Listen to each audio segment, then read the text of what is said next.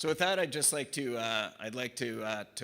welcome Mr. Faser, who is a proud father and a businessman himself. As we were just discussing, he has over 20 years experience managing small and medium enterprises, so he's very familiar with some of the challenges that SMEs face in Ontario. And with that, I'd like us all to welcome Mr. John Faser.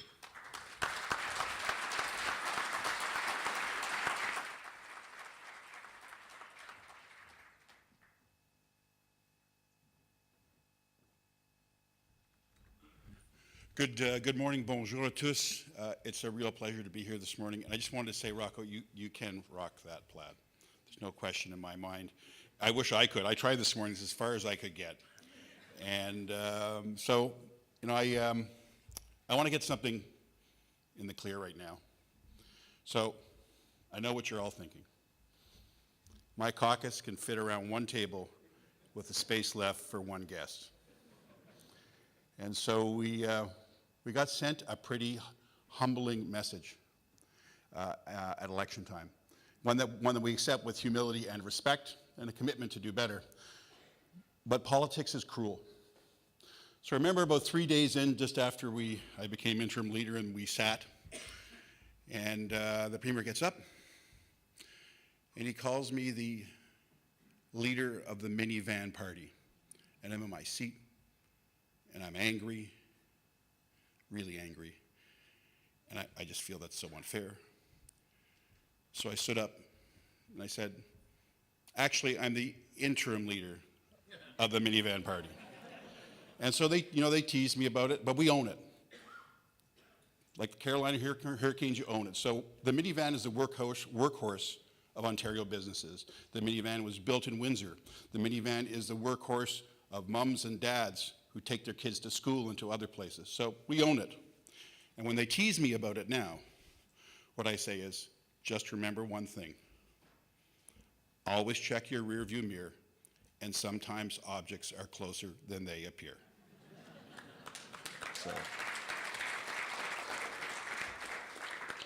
So I'll just say a little bit about myself. My background before I got into politics, I started working for Loblaws when I was 15 years old and spent 20 years in the grocery businesses.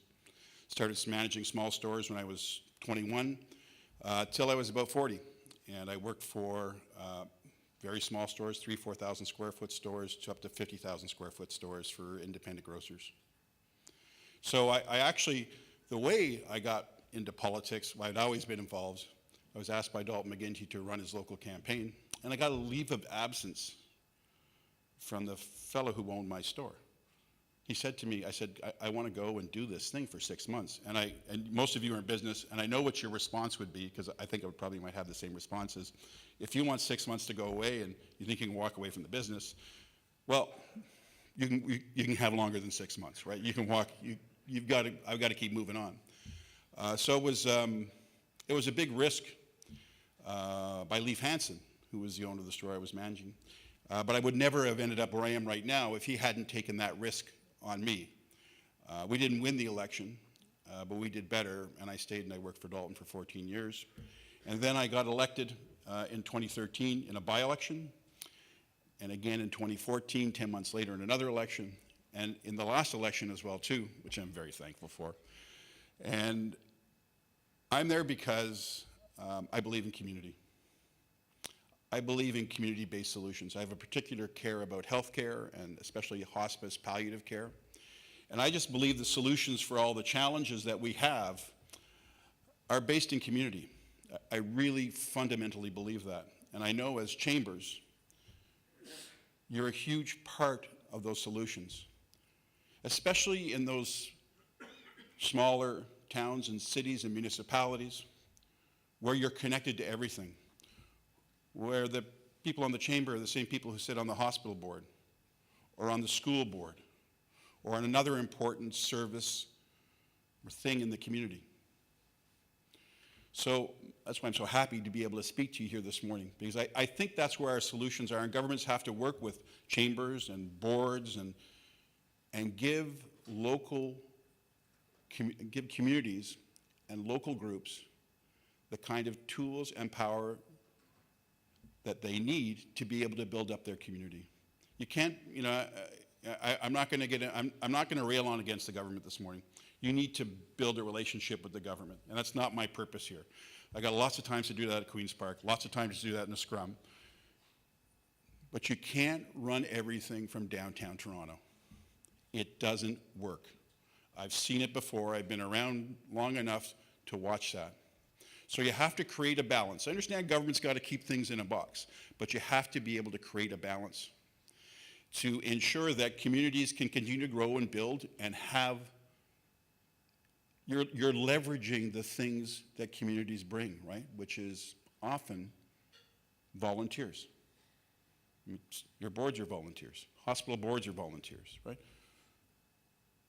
Both mayors were talking this morning about, Mayor Harding was talking about, called out volunteers, didn't call out the Army. So your communities come together. There's a lot of strength and power in community. So that's fundamentally where I come from, and I'm not going to go on because I think Michelle's got some questions for me this morning.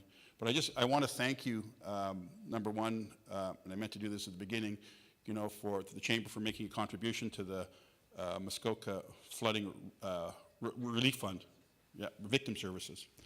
I think that's really important. It's really important that you came here, from an economic development perspective, and that you're supporting this community at a time that's very, very difficult for them. And so I want to thank you for that. I want to thank you for the work that you do in your communities. As I said, I know most chambers, you're connected to the rest of the things in your community that build your community up, that provide your neighbors and your friends and your family with opportunity, healthier communities, with education. So I look forward, I know Michelle's going to come up now, I think, and we're going to do some questions, and I want to thank you very much. Merci.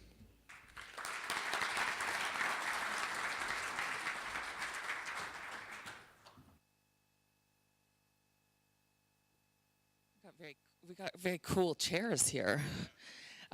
Thank you so much for your very thoughtful words this morning. We really appreciate it, and we value your partnership. It's a long-standing relationship that working together that predates both of us, frankly. And I think for the folks in the crowd today, how I'd like to kick things off, it would be terrific to hear about your experiences interim leader. You have your AGM coming up in June, I believe you said. What is that like? Is it different from ours? And what's next? What's next for your party?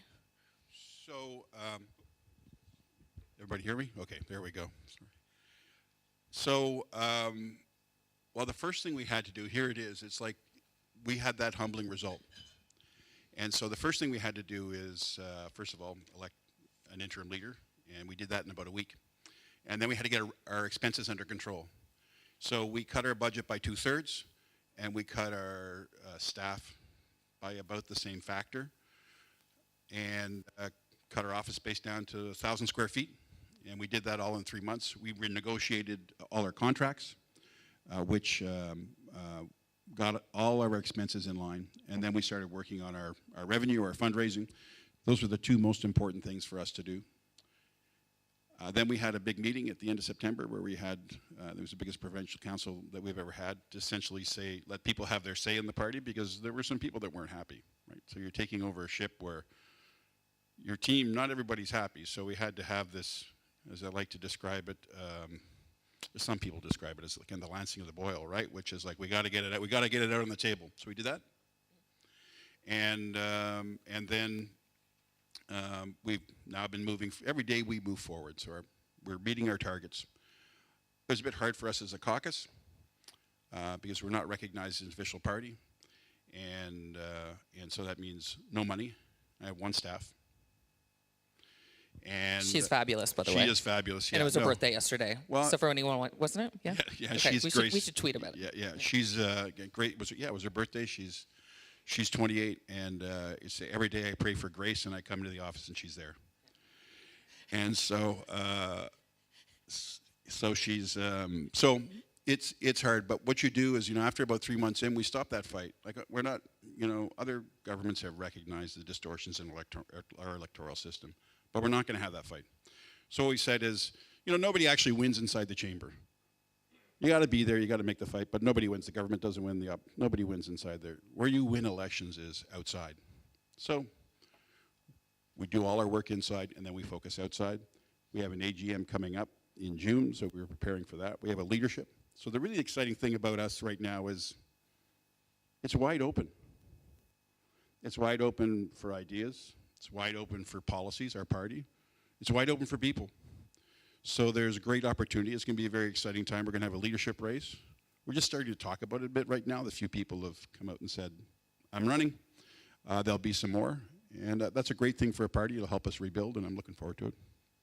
Super, great, and thank you for your frank commentary. It's great to hear. Just this week, we were in your office actually talking with the caucus. Ashley, Jamie, and I, looking for areas of collaboration, talking about what's happening at the OCC this year. Sometimes I get questions from different chamber leaders and staff about best ways to engage their local officials on issues that are important to them. If you could maybe speak to that, I think the folks in the crowd would enjoy hearing about that. And also ways, how can people reach out to you best and engage on issues that or areas of collaboration? So there's a lot of different ways you can of advocacy for any group, for the chamber. It's always good, as I say, to come to Queen's Park and when we're all there together and see us in what I call our natural habitat, but it's even more important to come to communities. And I also believe that stories, being able to tell your story or a story that demonstrates what it is you're trying to do or a need or something that concerns you in your community is the thing that you should bring forward. So I always visit their members in their second natural habitat, the most important one, their offices, their communities, engage them. And I know that that chambers are focused on their community. So it's what you need to make sure that your business thrives, which is also what your community needs to thrive. So we as a party, we're going through a leadership. We're working outside of the legislature. So we will want to come in through the chamber and hopefully talk to people in different communities about what's important in your community, what's important to you, what are the issues that you see.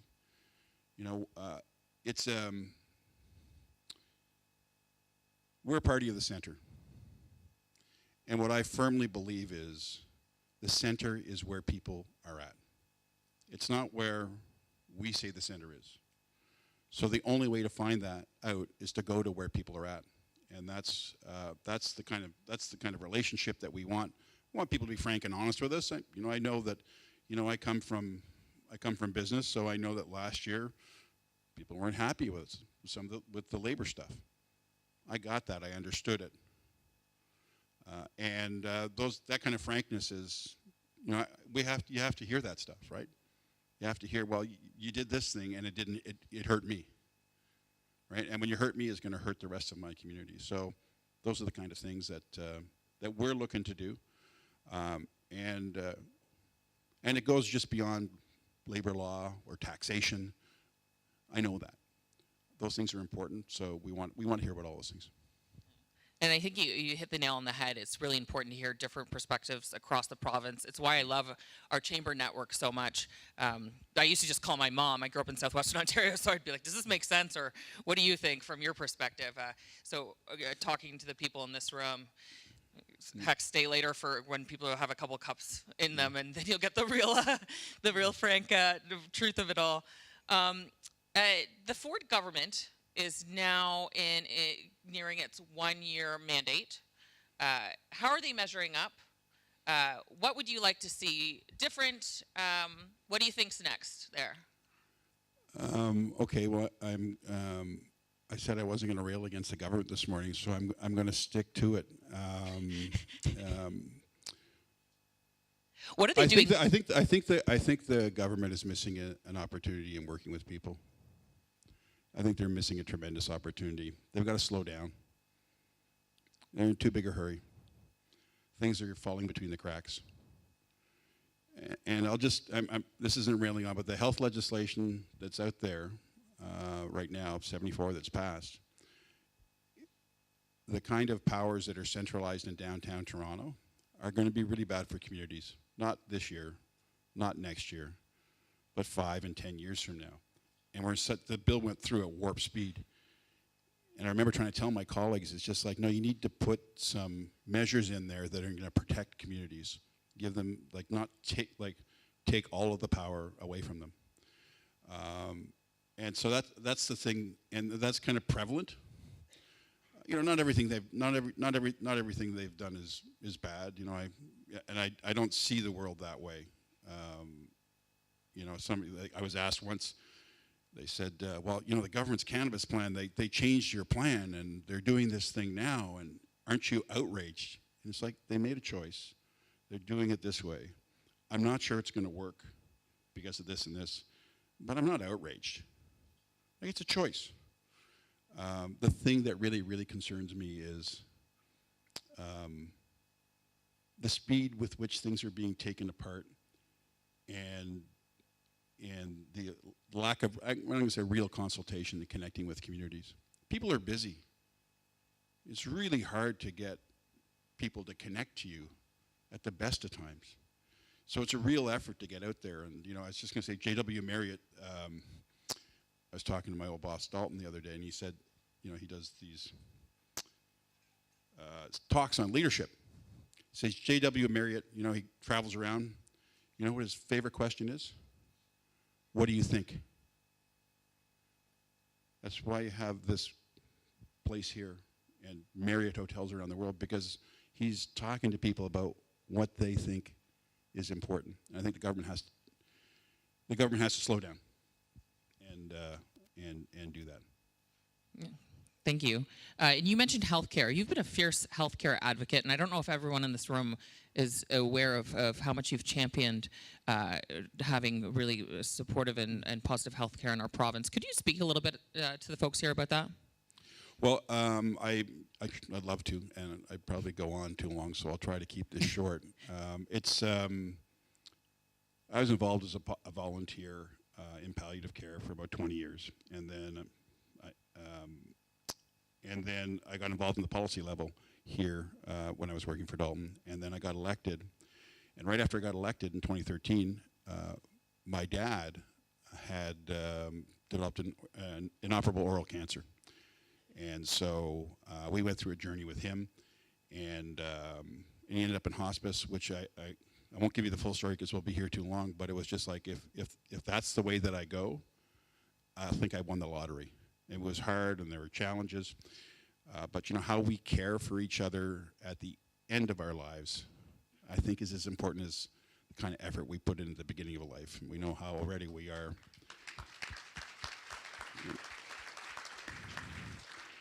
So I get reelected, and I get made the PA to health, which is like winning the lottery. And then the minister says, again, winning the lottery, says, what do you want to do? So I didn't hesitate. And then I got to work on that file for 4 years. I stayed as a PA. You know, we've expanded I say we made some great first steps. 25 new hospices. We supported a lot of communities with their hospice. There's way more to do. But I was proud of the investments that we made, and it's a file actually that I'm going to continue to push. It's harder for me to do right now because I've got other duties, but I think it's really critical to us that we get this right, because we're an aging population, and people aren't getting the care that they need at the end of their lives. And it's a real good example of how communities come to a community-based solution, because before governments got involved, communities were just doing it. They were just doing it, and they weren't even letting government get in the way. So that's why I love it, and I'm going to continue after next year or so. Will be our leadership, and then I'll get to work on it some more. But it's my passion. It's what I love to do. Thank you for sharing your passion with us. That's terrific. Let's talk regional economic development. Something certainly important to many of the people in this room. And where's Claudia, actually? Claudia, can you stand up? Claudia is one of our policy analysts. She's actually writing a report that's going to be released this fall on regional economic development. So what's your perspective on it? How can we strengthen it? Share your thoughts. So 3 things. So number 1, it's people.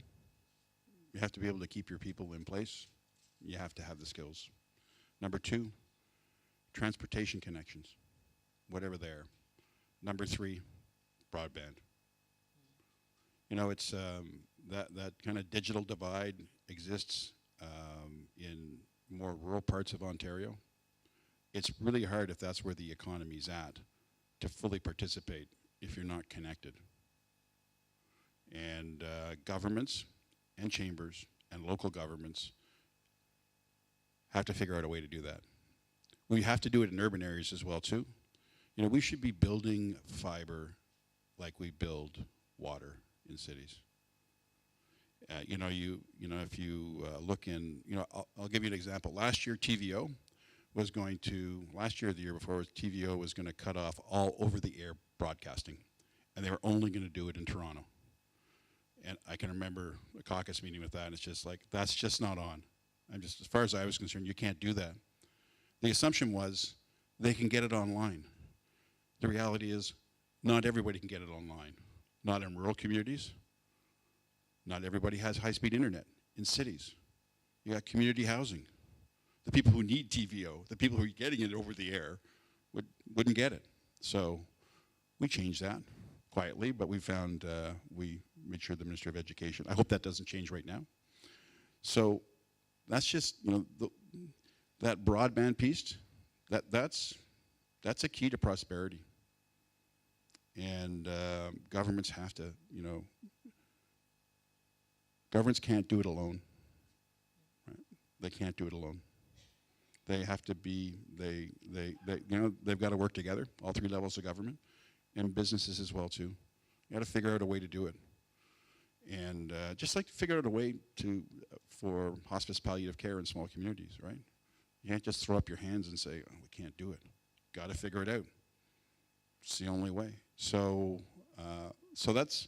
we're going to need some creative solutions around that, and that require all three levels of government working together, which is a little hard right now in some ways, but that could change, and probably will change. And we actually owe it to, as governments, and as Mayor Kelly would know, it's like, you got to work together. Even if you have differences, it's like anything else, right? In business, you work together with people who you don't always agree with, but you have to because you both have the same goal of achieving whatever it is.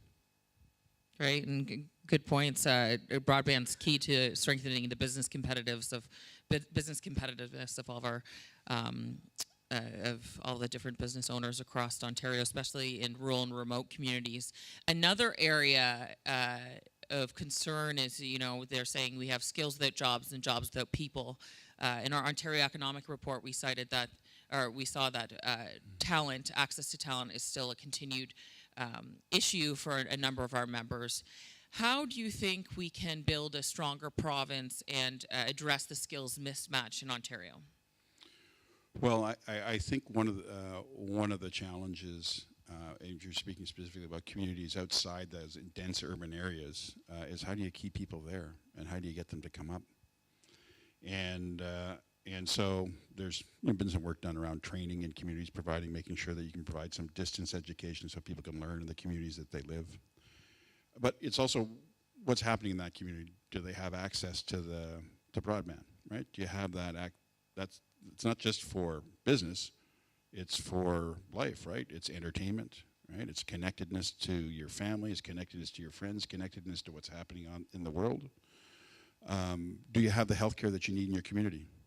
It's pretty hard for families to make a decision to move up to a community if they're not confident that they're going to get the healthcare that they need, or that you're from an educational perspective for primary and secondary. Those all these things tie together, right? So you have to, the fundamentals that exist are the same in all areas. The fundamentals that people need are the same needs in all the areas. It's just there are areas of this province where there are challenges with broadband or with healthcare or with education, and so that's the thing that's going to help retain people. If people don't see those things, if they don't see, they can't see their life in a community, then they're not going to stay, right? So. Thanks so much. And just one last question to wrap things up. I wanted to get a little flavor on John that we couldn't find in his bio or on the internet. We did some Googling, we did some research, but so we went to Jamie Cleary from my team went to his staff and said, what's a fun fact about John that nobody knows and is not in his bio? And what we learned was you're a big Dave Matthews fan, but also a big fan of old cars. To conclude our wonderful discussion, and thank you again so much for your time, but maybe you could enlighten the crowd about some of your personal interests.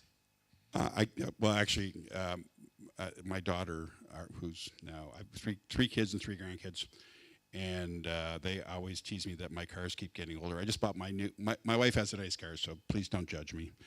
I just bought a new car to me, which is a 99 Toyota